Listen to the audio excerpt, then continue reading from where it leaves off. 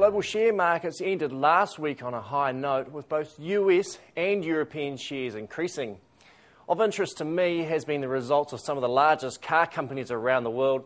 Of course, they went through a pretty soft patch during the recession, where they saw their profits fall, and some of them even needed to be bailed out. Of interest was Ford Motor Company out of the US, and it does seem like the fact that fuel prices have increased significantly, this has played right into their hands. They are marketing themselves as having some of the most fuel-efficient cars around, and the fact that fuel prices are really hurting the wallets of consumers is meaning that their sales have increased as a result of this. On the other hand, Volkswagen out of Europe has seen increases in sales, and this has been off the back of increased consumption out of China. The fact that Chinese are looking to increase their variety of luxury cars, particularly for Volkswagens and Audis, has been a good thing for Volkswagen. The New Zealand dollar was trading just on 81 cents against the US dollar last week, and on Monday morning we start the week trading just shy of these very high levels. Unfortunately, it doesn't look like there's going to be any end in sight for the high New Zealand dollar.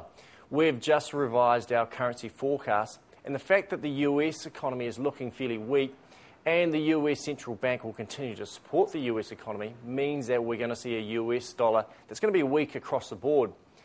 Add into this the fact that commodity prices are looking very strong. There is excessive demand for the New Zealand dollar at the moment. And this is going to mean that we could see the Kiwi dollar lift to as high as 85 cents against the US later on this year.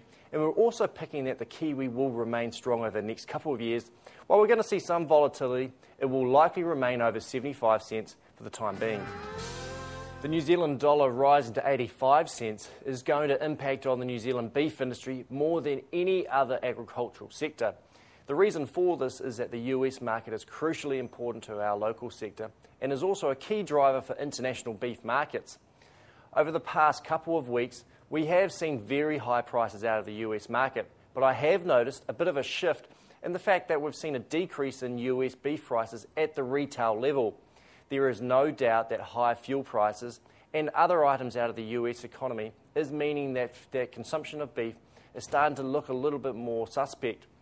We've seen prices decrease, and I'm picking that we could see further decreases considering that both poultry and pork products are looking like much cheaper options at the moment.